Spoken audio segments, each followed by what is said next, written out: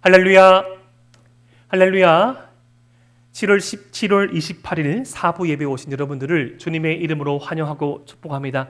여러분 7월이 시작한 지 어제 같은데 벌써 7월의 마지막 주입니다. 네, 실감 나십니까? 저만 실감 납니까? 한 달이 너무나 빨리 가고 여러분 참 덥죠? 이 더위도 금세 지나갈 것만 같습니다. 목사님 무슨 말씀이십니까? 안 지나갈 것 같은데요. 지나갑니다. 여러분 지금 이 여름에 흘리는 이 땀이 그리워질 겨울이 곧 다가올 것입니다. 그리고 이 겨울이 언제 가냐 기다린 그 시간에 봄이 올 것이고요. 이렇게 만물은 주님의 말씀에 순종하여서 새로운 옷과 새로운 변화를 도모하고 있는데 우리 모든 인생도 주님의 말씀에 반응하며 주님의 말씀을 따라가는 삶을 꿈꾸 봅시다. 특별히 7월의 마지막 주 이 예배를 드리면서 하나님께서 기뻐 받으시는 예배, 하나님께서 우리 마음 가운데 성령의 충만함이 임하는 그런 사부 예배가 되기를 주님의 이름으로 축복하고 기도합니다. 여러분 오늘부터 몇 주간 이 수련을 포함해서 몇 주간 새로운 설교 시리즈를 하려고 합니다. 지난주까지 하여서 예배에 대한 그 설교를 마무리하고 이제 우리가 한 2년 전쯤 다루었던 아브라함의 생애를 이제 이 전반부부터 이 말기까지 마무리하려는 그런 말씀을 한번 펼쳐 보려고 합니다. 사랑하는 에바다윗 청년 여러분, 저와 여러분들 너무나 잘 알고 있듯이 아브라함은 믿음의 조상이라 불려집니다. 여러분 이스라엘의 지금 12지파의 어떻게 보면 할아버지, 어떤 시조이기도 하고요. 지금의 믿음의 공동체를 살아가고 있고 속해져 있는 저와 여러분들의 어떤 믿음의 본으로서 항상 제시되어지고 보여주는 인물이기도 합니다. 그런데 이 아브라함의 생애를 우리가 가만히 한번 들여다보면 그의 믿음이 한순간에 주어지지 않았음을 살펴볼 수 있습니다. 그가 75세에 하나님의 말씀을 쫓아서 그가 75세에 하나님의 말씀의 부르심을 쫓아서 그가 거주하고 있던 고향 친척 아비 집을 떠나서 주님께서 말씀하신 그 땅을 향해 가던 그 믿음의 여정이 시작하던 그날부터 이 끝날 때까지 끊임없이 그는 주님 안에서 고민하며 주님 안에서 질문하며 주님 안에서 이 몸부림쳤던 인생임을 우리는 알 수 있습니다. 특별히 우리가 아브라함의 생애를 통해서 살펴볼 때 그의 실수를 바라보게 됩니다. 믿음의 조상이라 하여서 실수 없는 무결점의 생애가 아니라 그 또한 우리와 같이 평범한 인생이었고 그의 삶의 실수투성이었음을 알 수 있습니다. 여러분 저는 범호 삼동 출신입니다. 태어난 것은 정확하게 따지면 파티마 병원이지만 상당수의 시간을 이 범호 삼동에서 자라왔습니다. 지금은 범호 삼동의 대부분의 어떤 부지가 아파트로 채워져 있지만 제가 자라날 때는 거의 다 단독주택이었습니다. 아니 거의 다가 아니고 100% 단독주택이었습니다. 그런데 저희 동네를 중심으로 하여서 이 범호동과 수성구에 이 떡볶이 3대 명물 중에 몇 대가 저희 떡볶이 이 어떤 성지로서 범호동과 수성구가 어떻게 보면 그 출발점이 되었습니다. 저는 근데 이 한 떡볶이 집의 출발의 이야기를 압니다. 그 떡볶이 집은 제 이제 초등학교 후배의 어머니 집이었는데 그냥 이렇게 장사를 하려고 찾아보다가 떡볶이 장사를 하게 되신 거였습니다. 요리는 뭐 좋아했지만 잘 하지는 못하던 분이었습니다. 근데 이렇게 저렇게 하다가 손님이 너무너무 안 오시는 거예요. 안 오셔가지고 속상한 나머지 이 남은 떡볶이를 좀 처리를 하려고 이렇게 저렇게 하다가 실수로 이 후추와 이 카레 가루를 쏟아 버리신 겁니다. 원래 카레를 저녁에 먹으려고 준비해 놓고 있다가 이 강한 가루를 잘못 쏟으시고 이렇게 치다가 후추 가루가 보면 이 통이 조그마한 구멍이 있고 큰 구멍 있지 않습니까? 큰 구멍에서 후추가 많이 나온 거예요. 그런데 많은 후추, 이미 쏟아져 버린 카레 가루 이렇게 떡볶이와 함께 결합되어 모여보니까 묘한 맛이 탄생한 거죠. 그 떡볶이가 범호 삼동에 있는 이른바 어느 떡볶이입니다. 이 카레의 맛이 나는. 제가 정확하게 기억하는데 제가 중학교 2학년 때 제 후배한테 물어봤습니다. 야 누구야 장사 잘 되나? 웃으면서 형님 떡볶이 팔아서 집 2채 살았습니다. 예? 전혀 안 놀리네요. 각자 집이 3채씩 있으니까 안 놀라시네요. 그렇게 우연찮게 실수로 후추를 많이 쏟아버리시고 카레가 쏟아버린 그 떡볶이가 대구의 명물의 떡볶이가 되었습니다. 그런데 우리 어떤 이 비고의적인 그 실수가 항상 좋은 결과만을 낳지는 않습니다. 우리의 생애를 살펴봐도 그렇고요. 오늘 말씀을 통해 살펴볼 아브라함의 생애, 믿음의 사람들의 생애 또한 그러합니다. 여러분, 이 창세기 20장 1절 말씀, 오늘 우리가 다룰 이 첫 번째 이 말씀은 이렇게 시작합니다. 우리 1절 말씀을 함께 한번 읽어볼까요? 시작. 아브라함이 거기서 네게브 땅으로 옮겨가 가데스와 술 사이 그랄에 거류하며. 여러분 여기서 거기서라고 표기된 이 노란색 표시의 이 땅은 바로 가나안 땅, 헤브론 땅을 의미합니다. 여러분 우리가 알고 있듯이 창세기 12장에서 아브라함은 하나님의 말씀을 쫓아서 그가 거하고 있던 메소포타미아를 떠나서 가나안 땅으로 입성하게 되죠. 거기서 머물러서 거기서 하나님께 제사를 드리던 거기서 터전을 삼았던 약속의 땅이 바로 이 헤브론 땅인데 그 약속의 땅을 옮겨가서 그랄이라는 땅으로 옮겨가고 있음을 보게 됩니다. 여러분 창세기에서 그리고 이 구약 말씀에서 하나님의 백성이 하나님께서 약속하신 땅을 떠난다는 것은 상당한 의미가 있습니다. 우리가 주목하여 살펴볼 의미가 있습니다. 이렇게 특별히 약속의 땅을 벗어난다는 것은 이 하나님의 약속이 아닌 다른 것들을 따라가고 있음을 우리는 살펴볼 수 있습니다. 여러분 오늘 우리가 읽었던 창세기 20장 앞에 있는 말씀은 창세기 몇 장일까요? 19장이죠. 어려운 질문입니까? 여러분 창세기 19장 앞에는 몇 장일까요? 창세기 18장입니다. 여러분 창세기 18장과 창세기 19장에는 이 소돔과 고모라의 심판의 이야기가 나옵니다.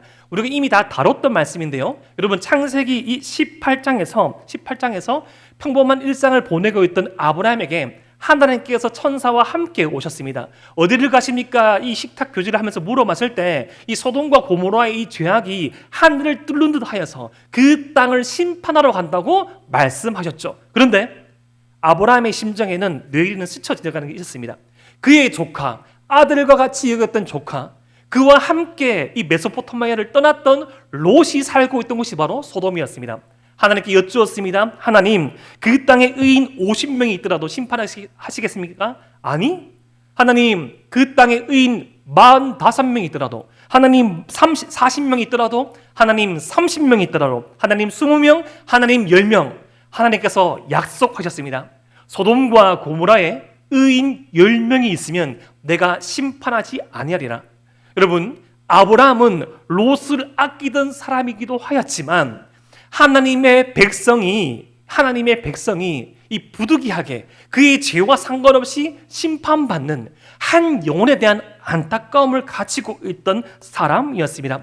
롯을 비롯하여서 하나님의 말씀을 쫓아서 100% 이 100점짜리 인생은 아니지만 그런대로 그 나름대로 하나님의 은혜를 쫓아 살아가는 그 인생이 억울한 심판을 받는 것을 면하게 하려고 하나님께 천사에게 애원하였고 소돔과 고모라의 10명의 의인만 있더라도 10명이 하나님의 말씀을 쫓아 살더라도 그를 땅을 멸하지 않겠다고 말씀하셨지만 창세기 19장 말씀을 살펴보면 하나님께서 천사들이 그 땅을 방문하였을 때 그 땅의 사람들이 어린아이부터 노년에 이르기까지 그 방문한 나그네를 범하려고 죽이려고 그 치욕을 주려고 달려든 이 인간의 모습을 띠고 있지만 짐승의 가면을 쓴 모습을 바라보게 됩니다. 그 죄악이 넘치던 소돔과 고모라를 하나님께서는 심판하셨죠. 유황불로 심판하셨습니다. 그렇게 심판이 이루어졌을 때 롯의 가족들은 성급하게 이 구원을 받았죠. 롯과 그의 딸들은 이 피난하였습니다. 근데 그 사실을 모르던 아브라함에게 이 소돔과 고모라에게 임한 심판이 이렇게 보였습니다. 우리 창세기 19장 27절부터 28절의 말씀을 함께 읽어봅시다. 시작. 아브라함과 그 아침에 일찍 일어나 여호와 앞에 서 있던 곳에 이르러 28절 읽습니다. 시작. 소돔과 고모라와 그 온 지역을 향하여 눈을 들어 연기가 옹기가마의 연기같이 씻었음을 보았더라. 여러분, 아브라함이 하나님께 간구했습니다. 여러분, 우리가 예를 들어서 학교를 다니시는 분들은 교수님, 아니면 총장님, 여러분 기업에 속한 분들은 사장님, 회장님, 군대에 있는 분들은 사단장님, 여러분 그 이상의 초월적인 존재, 감히 만나뵐 수 없고 교류를 할 수 있고 같은 급도 아니죠. 하나님은 우리와 다른 차원의 다른 존재십니다. 그 하나님께, 거룩하신 하나님께 수차례 요구하여서 의인 10명이 있으면 심판하지 아니하겠다 약속하셨는데 지금 그 하나님과 대화를 나눴던 그 곳에서도 수십 킬로미터가 떨어져 있는 곳에서도 볼 수 있는 연기가 치솟아 올랐습니다. 아브라함이 본 것은 롯이 아니었습니다. 아브라함이 본 것은 연기, 화마를 보았습니다. 저희 아버님은 1945년생이십니다. 1945년 7월생이신데 저희 아버님께서 쭉 대구에 살아오셨는데 아버지께서 아직까지 기억나는 연기 화마가 있습니다. 바로 한국전쟁의 그 화마였습니다. 한 7살인가 8살인가 어릴 적에 며칠 동안을 이 대구에 이 구름을 덮고 있던 그 타는 화약의 냄새를 잃을 수 없다고 말씀하십니다. 여러분, 소돔과 고모라의 불심판이 임했어요. 여러분, 유황이 임했어요. 여러분, 지금으로 치면 어떤 화학탄, 미사일탄, 여러분 회개하지 않은 그 도성에 궁극적으로 죄인이 받아야 될 그 심판이 무엇인지를 하나님께서 보여주셨습니다. 여러분, 롯이 아브라함에게 어떤 존재였습니까? 이미 그가 또다시 아브라함의 곁을 떠나서 이 가나안의 어떤 이 전쟁 가운데, 내전 가운데 이 휩싸여서 포로가 되었을 때 그 소식을 듣고 아브라함은 자신과 함께 있던 이 군사 종 318명과 출전하여서 이 가나안 연합군을 무찌르고 그에게 자유를 선사했습니다. 자유를 선사했지만 다시금 자신의 삼촌을 버리고 더 좋은 땅을 취하여 가던 그 조카였지만 지금도 약속의 아들이 없는 이 아브라함의 이 마음에서는 어쩌면 저 아이가, 저 롯이 돌이켜서 나의 믿음의 후사가 될지도 모르겠다고 여길 수 있는 아들과 같은 존재였습니다. 근데 그런 롯이 살고 있는 그 동네가 불타버린 거예요. 전소되었습니다. 사람이 타는 시체의 냄새와 유황의 냄새까지 보이지 않습니다. 사랑하는 에바라위 청년 여러분, 우리는 이럴 때 없습니까? 100점짜리 신앙은 아니지만 나름 몸부림쳤습니다. 공동체 안에서 속해 있던 팀에서 리더로서, 찬양팀원으로서, 임원으로서, 청년으로서 내가 속한 공동체와 내가 속한 가정과 내가 속한 관계성에서 100점짜리 신앙은 아니지만 하나님과 사람 사이에 아브라함처럼 중재자 역할을 하면서 하나님의 은혜를 간구하던 시절이 있었습니다. 그런데 나의 간구와 나의 중직에도 불구하고 도무지 변화의 조짐이 보이지 않을 때 내게 보이는 것은 마치 이 단 하나의 희망이 아니라 타서 제가 되는 듯한, 제로 보이는 듯한 현실밖에 없을 때 저와 여러분들을 찾아오는 것은 희망이 아니요, 소망이 아니요, 절망, 끝이 없는 어둠밖에 없는 시간이 있습니다. 어쩌면 아브라함은 그 절망을 경험하고 약속의 땅을 떠나서 이 가나안 땅을 벗어나서 이 애굽으로 향하는 그 경계의 땅 그랄까지 갔을 수 있습니다. 그렇게 떠나버린 약속의 땅을 떠나버린 그 도시 그랄에서 이 아브라함은 이렇게 행동합니다. 우리 창세기 20장 2절 말씀을 함께 한번 읽어 보겠습니다. 시작. 그의 아내 사라를 자기 누이라 하였으므로 그랄 왕 아비멜렉이 사람을 보내어 사라를 데려갔더니. 여러분, 이 자신의 아내, 아브라함의 자신의 아내 사라를 자신의 누이라고 말합니다. 왜냐하면 뒤에 나오는 말씀이 있지만 이 사라가 너무 아름다워서 그 사라를 아비멜렉과 같은 이 이방 왕이 취할까 봐. 당시 고대 근동에서는 다른 아내가 이쁘면, 아름다우면 취하는 어떤 그 여자를 취하고 남편을 죽이는 악한 습성이 남아 있었다고 합니다. 여러분, 그런데 우리가 한 가지 한번 생각해 볼 것이 있습니다. 지금 창세기 20장에서 아브라함의 나이는 100세에 가깝고요, 사라의 나이는 90세와 가깝습니다. 여러분, 한번 물어봅시다. 90세의 할머니가 도대체 어떤 아름다움을 가지고 있기에, 여러분 90세의 할머니가 어떤 아름다움을 가지고 있기에 한 지역의 왕이, 한 나라의 왕이 그 할머니를 취하여서 자신의 부인으로 삼으려고 합니까? 어떤 자들은 그렇게 말합니다. 나이를 다시 거꾸로 환산하여서 지금의 이 90살 정도는 이때의 90살은 지금의 한 50살에서 60살이 될 수 있다. 평균 수명이 길었거든요. 그래도 여러분, 한 나라의 왕인데 50세, 60세의 그분을 취할 수 있습니까? 부인으로 삼을 수 있을까요? 여러분, 형제들 어떻게 생각합니까?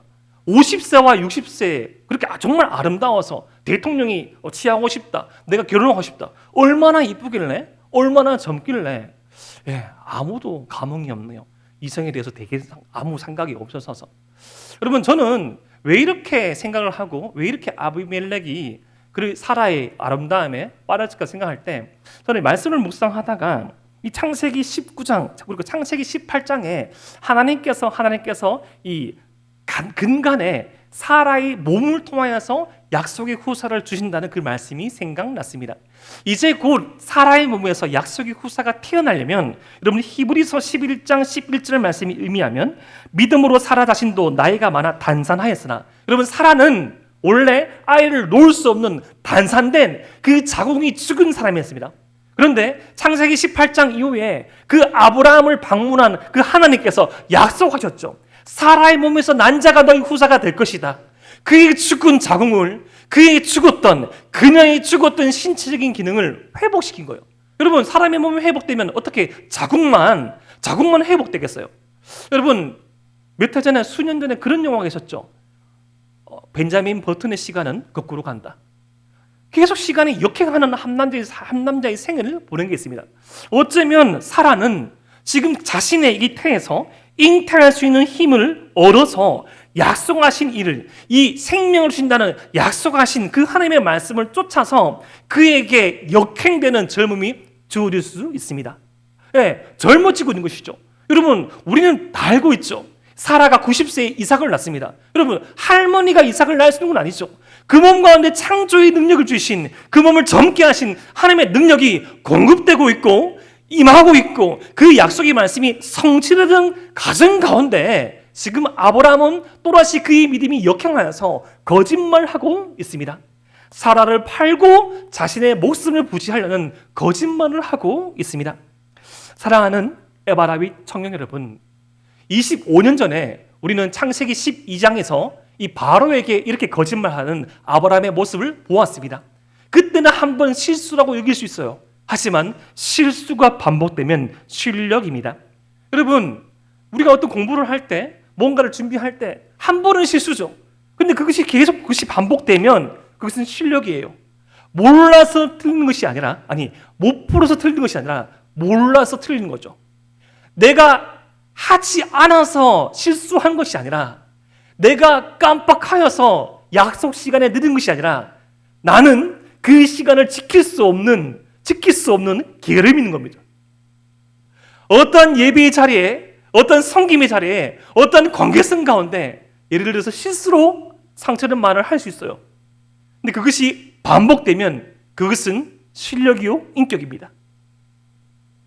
한 번은 묘한 어떤 상황 가운데 자신을 인정하지 않고 자신의 어떤 기득권이 유지되지 않을 때 묘하게 교회라도 그 기득권을 주장하면서 공동체를 불편하게 할 수 있습니다.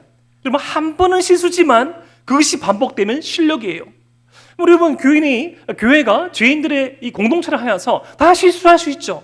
하지만 그 실수를 용납하는 것을 넘어서 그 실수가 반복되어지고 그 실수를 고치려고 하지 않으면 그것은 곧 실력이요, 그것이 곧 개인의 인격이요, 그것이 삶이요 공동체성이 되는 것입니다. 여러분, 이미 이렇게 이 아브라함은 한 번, 창세기 12장에서 한 번, 그리고 창세기 20장에 또 한 번, 두 번만 이렇게 한 것이 아니라는 것을 우리는 창세기 20장 13절 말씀을 통해서 알 수 있습니다. 우리 창세기 20장 13절 말씀을 함께 한번 읽어 보겠습니다. 시작. 하나님이 나를 내 아버지의 집을 떠나 두루 다니게 하실 때 내가 아내에게 말하기를 이후로 우리의 가는 곳마다 그대는 나를 그대의 오라비라 하라.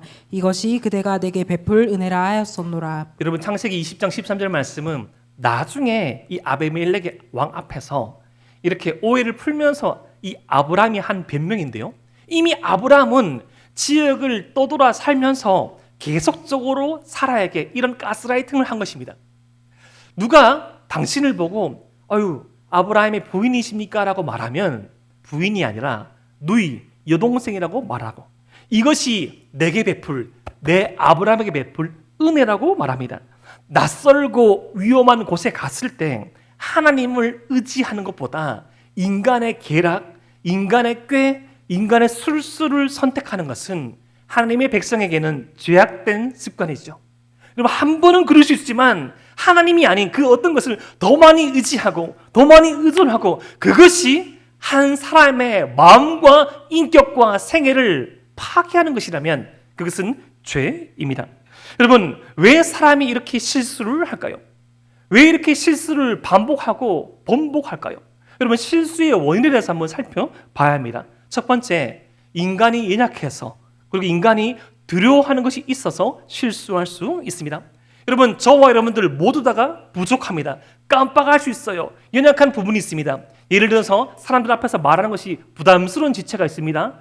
어떤 특정한 상황과 사건에 처하게 되면 어떤 과거의 트라우마가 떠올라서 회피하고 싶고, 아니면 썽을 내거나 폭력적인 언행을 하거나 그렇게 상처 주는 말을 할 수 있습니다.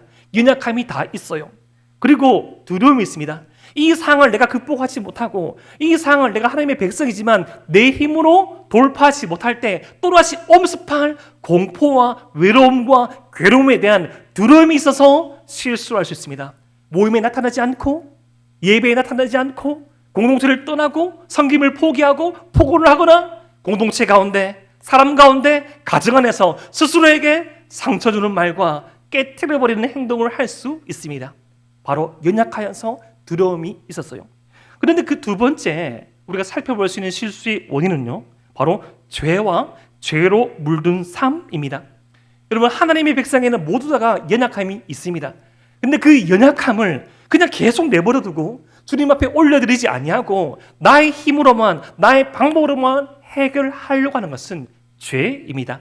하나님이 아닌 다른 어떤 것에 의지하고 의존하고, 또한 이것이 하나님과 나 사이의 관계를 방해하고 깨트리고 그 건강성을 악화시킨 것을 알면서 방치하는 것은 죄고 죄로 물든 삶입니다. 여러분, 그것을 끊지 않으면 습관이 되고 삶이 됩니다. 바로 아브라함처럼요. 여러분, 아브라함은 오늘 말씀 이전 25년 전에 여러분, 하나님께서 그의 삶에 개입하셔서 하나님께서 그에게 직접 말씀하셔서 그가 75년 동안 살아왔던 그의 고향, 그의 직업, 그의 관계성, 그의 모든 기득권을 포기하고 하나님께서 가라 말씀하신 그 땅을 향해서 1500km가 넘는 그 거리를 여행을 떠났습니다. 여러분, 우리가 모든 편리함을 취할 수 있는 그 가장 아늑한 곳을 하나님의 말씀 한마디에 의지해서 떠났다면, 여러분, 적어도 그 행동은 믿음의 행동이요, 적어도 그 행동과 그 과정은 하나님을 의지하고 의존하던 삶이죠. 그런데 지금 와서 25년이 지나서 그렇게 나름 25년 동안 항상 성령 충만한 삶은 아니었지만 이런저런 어려움과 힘듦이 있었지만 여전히 그 연약한 상황 가운데 아내를 방패 삼아서, 자녀를 방패 삼아서, 자신의 어떤 약점을 방패 삼아서, 저는 이런 시기에 이것이 약점이에요. 저는 이 말을 들으면 저는 허물어져요. 저는 제가 이런 부분에 너무나 취약해요. 여전히 그 부분을 정당히 여기면서 자신의 약점과 자신의 어려움을 정당화시키면서 자신을 희생하지 않고 다른 어떤 사람이나 다른 어떤 가치를 소비한다면 그것은 바로 죄된 습관입니다. 지금 아브라함이 보이는 것은 지금 연약함과 두려움으로 말미암아 실수가 반복되어서 죄된 습관, 아내를 방패 삼아서 그 어려움을 떠나려는, 그 어려움을 회피하려는 모습을 보이고 있습니다. 사랑하는 에바라위 청년 여러분, 우리에게는 이런 모습 없습니까? 정당화시키는 상처, 정당화시키는 나의 연약함, 정당화시키는 나의 어떤 부족함, 그 정당화시키는 나의 연약함, 나의 상처, 나의 힘듦이 있는데 그것을 해결하려고 정작 나는 직면하지 않고 다른 어떤 가정이나 다른 어떤 공동체나 타인에게 그 일을 돌려버리고 방패를 삼지는 않습니까? 아니면 우리 스스로를 존귀하신 주의 자녀로 삼으신 우리를 학대하면서 그 과거로 그 작은 아이의 모습으로 방패 삼지는 않습니까? 그때 상처받아서 그랬어. 그때 헤어져서 그랬어. 그때 실수하고 실패해서 여전히 이랬어 라는 모습으로 아브라함처럼 행동하진 않습니까? 여러분, 지금 이런 아브라함의 거듭된 실수가 어떤 파장을 일으켰을까요? 첫 번째, 사라의 입장에서 생각해 봅시다. 어쩌면 한 번, 두 번이 아니고 25년 동안 종종 많이 그랬을 수 있습니다. 여러분, 사라는 얼마만큼 슬펐을까요? 가장 사랑하는 남편인데, 여러분, 사라와 아브라함은 따지고 보면 사촌 동생 지간이긴 합니다. 하지만 그 당시 고대 근동의 문화에 따르면 그 천수에서는 결혼할 수 있어요. 비록 이 출신은 5천, 6천일 수 있지만 지금 현재는 부부잖아요. 부부인데, 남편인데, 아내인데 남편이 아내를 부르지 않습니다. 그러면 인정받지 못하는 삶, 얼마만큼 가슴 아플까요? 어쩌면 사라가 좀 더 성숙하여서 이해해 보려고 했지 모르겠습니다. 우리 남편 이 부분이 제일 연약하지. 그래, 내 한번 잠깐 눈 감고 따지고 들면 사촌 동생이기도 하니, 이미 부부로 50년 넘게 살아왔지만 사촌 동생이기도 하니까 또 50년 전으로 돌려야겠네 라고 하면서도 그 흡을 파진 상처를 다시금 그 이 껍데기를 덜으며 그 연약한 살이 도려지는 아픔을 느꼈을 것입니다. 두 번째, 여러분, 아브라함은 어떤 파장을 입었을까요? 그는 떠들었을까요? 그는 좋았을까요? 아니면 그는 가스라이팅의 전문가라서, 이 거짓말의 전문가라서 능수능란하게 또다시 아내 팔아서 잘 넘겼구나 라고 생각했을까요? 주님을 만난 지 25년이 지났는데 여전히 허점 투성이, 부족함 투성이, 거짓말장이 라이어구나. 어쩌면 이 사탄이, 참소하는 자가, 고발하는 자가 끊임없이 아브라함의 마음을 공격했을 수 있습니다. 그거 봐라, 그러니까 자식이 없지. 네가 왜 축복의 통로의 삶을 못 사는 줄 알아? 거짓말장이라서 그래. 넌 거짓말장이야. 너는 어떤 그 순간에 다르면 아내를 팔아먹지. 너는 그 어떤 순간이 오면 과거로 돌아가서 그 어른 아이처럼 행동하지. 아브라함, 넌 거짓말장이야 라는 참소를 들으면서 그 누구에게도 볼 수 없는 참회의 눈물, 괴로움의 눈물, 외로움의 눈물도 흘릴 수 있을 것입니다. 여러분, 하나님의 입장을 한번 생각해 봅시다. 하나님은 그 모든 모습들을 바라보시면서 전지전능하신 그 하나님께서 아브라함에게 창세기 12장 1절에 등장하신 그 하나님께서 아브라함을 선택하시고 축복의 통로로 사용하시고 축복의 통로로 삶을 살아갈 수 있다고 말씀하셨는데, 나를 만난 지 25년이나 되었는데 내가 그동안 보여진 그 은혜와 그와 함께한 그 생애가 있는데 하나님을 부정하고 하나님을 부인하며 자신을 비롯한 자신이 속한 공동체를 파괴시키는 거짓말을 반복하는, 실수를 반복하는, 여전히 연약한 모습을 보이는 그 아브라함을 주님은 바라보시면서 얼마만큼 가슴 아파졌을까요?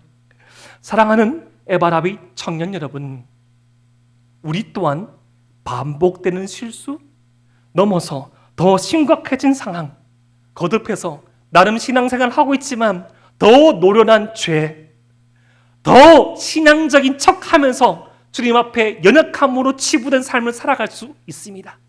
사랑하는 에바라비 청년 여러분, 반복되는 실수, 더 심각해진 상황, 더 고도화된 거짓말장애 같은 우리의 삶의 희망은 무엇일까요?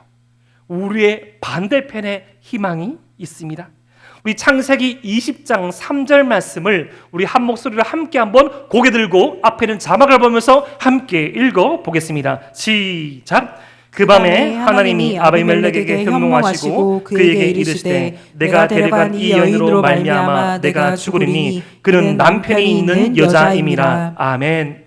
여러분, 지금 아비멜렉이 아브라함의 거짓말에 쏘가 넘어가서 사라를 자신의 집으로 취한 그날 밤, 첫날 밤을 치르려고 하는 그날 밤, 하나님께서 꿈에서 등장하셔서 말씀하십니다. 너는 죽을 것이다. 이 여인은 남편이 있는 여자다. 그 남편은 바로 아브라함이다. 여러분, 오늘 말씀의 끝인 18절 말씀 보면 이런 말씀이 있습니다.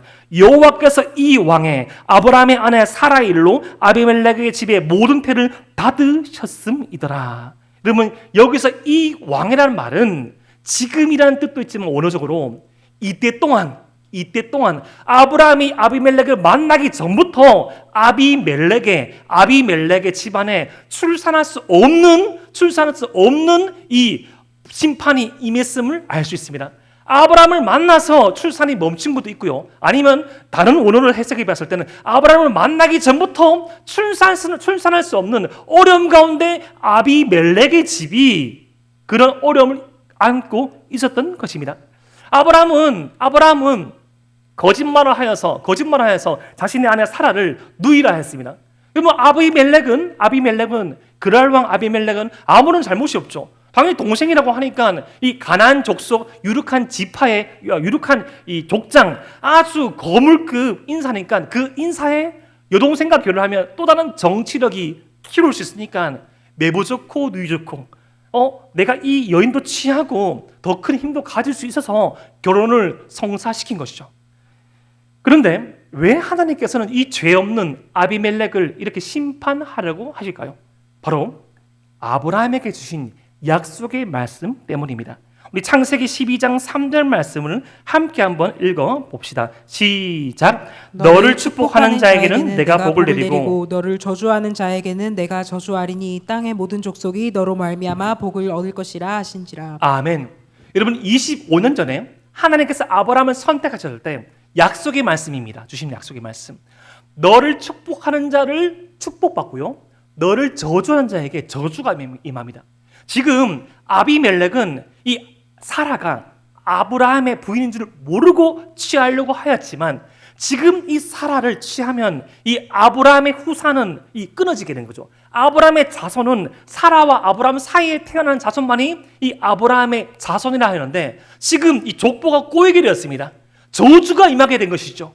하나님께서 약속하신 그 말씀 그대로 아비멜렉이 고의가 아니라 비고의로 아비멜렉이 몰라서 사라를 취하려고 하였지만 그 상황까지도 약속하신 그 하나님의 말씀을 성취하시려고 꿈에 개입하셔서 이 모든 꼬여져버린 상황을 풀어내시고 있는 것입니다. 이것이 바로 약속의 자녀가 누릴 수 있는 특권입니다. 사랑하는 에바라위 청년 여러분, 여러분들은 그런 적 없습니까? 내가 알지 못했던 그 위험이 시간이 지나서 돌이켜보니 다른 사람들의 어떤 증언과 나의 깨달음으로 내가 알지 못했던 그 상황 속에서도 주님께서 나를 지키시고 보호하시던 그 여정요. 그것이 바로 약속의 자녀에게 임하신 주님의 은혜인 거죠. 여러분, 지금 그 주님의 은혜가 이 아브라함도 알지 못하던 때에 이 아브라함에게 임하고 있었던 것입니다. 그렇게 하나님께서 이 약속의 자녀를 보호하시려는 그 모습들을 보여주시고 이제 이 아브라함에게 이 아비멜렉을 위해서 기도해 주려고 합니다. 기도하라고 합니다. 아브라함이 너를 위해서 기도하면 너희 집에 그 저주가 끊어지고 하나님의 은혜가 임할 것이라고 말하면서 아브라함을 이렇게 소개합니다. 우리 창세기 20장 7절 말씀을 함께 한번 읽어보겠습니다. 시작. 이제 그 사람의 아내를 돌려보내라. 그는 선지자라. 그가 너를 위하여 기도하리니 내가 살려니와 내가 돌려보내지 아니하면 너와 내게 속한 자가 다 반드시 죽을 줄 알지니라. 아멘. 지금 아브라함은 아비멜렉과 하나님과의 그 사이의 대화를 전혀 모릅니다. 근데 지금 하나님께서는 그 아브라함을 지금 자신의 아내 사라를 자신의 여동생이라고 거짓말한 아브라함을 지금 성경에서 최초로 선지자라고 말씀하십니다. 여러분, 나비, 성경에서 최초로 등장하는 이 선지자의 칭호를 거짓말장이 아브라함에게 붙여주십니다. 자, 지금은 이렇게 거짓말하고 있지만 그는 선지자다. 하나님과 사람 사이에 위치하면서 하나님의 심정을 선포하고 하나님과 사람 사이에 머물면서 그 평화를, 축복을 이 땅 가운데 흘려보내는 선지자야. 아브라함이 너를 위해서 기도할 때 복이 임할 것이야. 실제로 아브라함에게 자초지종을 아비멜렉이 설명하고 아브라함이 기도했을 때 이 아비멜렉의 닫혀있던 태문이 열리고 이 잉태하게 되는 복을 받게 됩니다. 사랑하는 에바라위 청년 여러분, 지금 아브라함이 헤브론을 떠나서 이 그랄 땅으로 오게 된 이유가 무엇이라 말씀하였죠? 아브라함이 나름 믿음대로 살아오면서 소돔과 고모라 땅을 위해서 하나님 앞에 중보기도 하였는데 자신에게 그 중보와 중재자의 그 역할에 그 결과물이 피어오르는 연기와 화마밖에 없음을 보고 실망하고 상처받아서 어쩌면 약속의 땅을 떠나서 하나님과 가장 멀리 있는 이 그랄 땅으로 왔을 수 있다고 말씀드렸습니다. 사랑하는 에바라비 청년 여러분, 지금 하나님께서 아비멜렉에게 아브라함을 선지자라고 말하고 있는 것은 하나님께서 아브라함의 수고를 인정하고 계신 겁니다. 여러분, 100점짜리는 아니지만요, 아브라함이 하나님과 세상 사이에서 그의 믿음 지켜가면서 그가 할 수 있는 최선을 다하면서 눈물로 호소하였던 그 기도를 기억하시라는 거죠. 지금 당장의 결과물은 거짓말장이요, 끊임없이 죄를 먹고 살고 있는 그 연약한 인생이지만 하나님께서는 그 약속의 말씀을 붙잡고 살아가던 그의 생애를 기억하시면서 선지자라고 말씀하십니다. 사랑하는 에바라비 청년 여러분, 우리는 이 실패한 듯 보이는 자리에서 우리가 흘리는 절망의 눈물을 살펴보시는 주님의 은혜를 기억할 때 우리의 실수는 반복되고 우리의 실수는 심각해지지만 우리를 위한 하나님의 은혜는 짙어지고 깊어짐을 바라볼 수 있습니다. 여러분, 19세기 중반 어느 프랑스의 염색 공장에서 일어난 일입니다. 그 어느 때와 같이 바쁘게 공정이 진행되고 있었습니다. 그런데 그 공장의 일을 도와주러 오는 그 여종이 실수로 이 등유 램프를 쏟게 되었습니다. 램프 안에 있던 이 등유가, 이 기름이 이 곱게 이 출력하였던 염색물에 다 번지게 된 거죠. 끼워지게 된 거죠. 지금 현대의 말로 풀이하자면 어떤 손님을 맞이하려고, 우리 리더들을 맞이하려고, 우리 친구들을 맞이하려고 어떤 집에서 상을 탁 차려놨는데 철없는 아이가 지나가면서 식탁보를 밟아가지고 모든 음식이 쏟아져 버린 그 정도의 상황인 것 같습니다. 밤새 작업을 하여서 출력해놓은 그 염색물 가운데 이 등유의 기름들이 막 번졌을 때 사람들이 막 여종을 탓하고 또다시 잔업을 해야 되나 고민하고 있을 때 그 공장장 장 바티스트 졸리의 눈에 보이는 것이 있었습니다. 그 염색물에 이 등유 기름이 쏟아져 있지만 이 식탁을 덮고 있던 이 탁자보에 있던 얼룩이 이 등유의 기름이 엎어졌을 때 그 얼룩이 지워짐을 보게 되었습니다. 이것이 바로 드라이 클리닝 기술의 시작입니다. 밤새 수고하였던 이 염색물은 베려버렸지만 그 기름으로 말미암아 엉망이 된, 모든 것이 엉망진창이 되는 것 같은 그 결과물 가운데 물로써 씻을 수 없는 때를 이 기름이 쓸 수 있다는, 물이 필요 없는 이 세탁법을 고안하게 된 것이죠. 사랑하는 에바라위 청년 여러분, 우리 실수와 우리 연약함으로 말미암아 이 절망의 기름을 우리 온 이 삶 가운데 뿌려버리고 엉망진창이 된, 진창이 된 삶처럼 보일 때 우리가 주님 앞에서 올려드리는 눈물방울이 떨어지면 그곳에서 새로운 역사가 출발됩니다. 우리의 눈물방울이 가능케 한 그 십자가 위에서 우리를 위해서 그 연약함과 부족함 투성이인 우리를 위해서 흘리신 그 보혈이 우리의 연약함 가운데 떨어질 때 그 엉망진창이 된 그 삶 가운데 새로운 백지와 같은 인생이 펼쳐지게 됩니다.